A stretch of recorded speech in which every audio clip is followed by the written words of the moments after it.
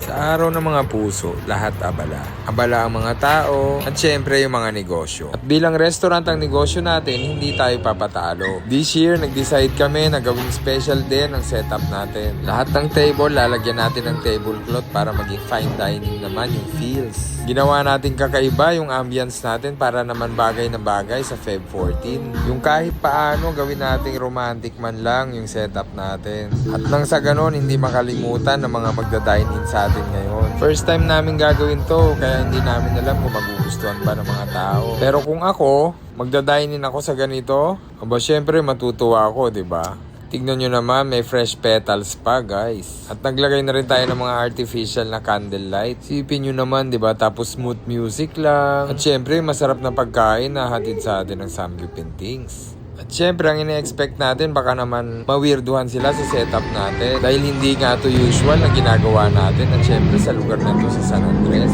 Pero thank you, Lord. Isipin nyo naman, maaga pa lang, punong-puno na tayo agad. At ang nakakabigla dito, guys, hindi lahat magjojowa. Merong isang mag-anak, mag-ina, magkapatid, at mga magkakaibigan. At syempre, nag-offer din tayo niya ng free photo booth para talagang hindi makalimutan ng mga kasamting natin. At dahil punong-puno nga tayo ng araw na yan, ang dami ring nagti-take out na lang at nagpapadeliver.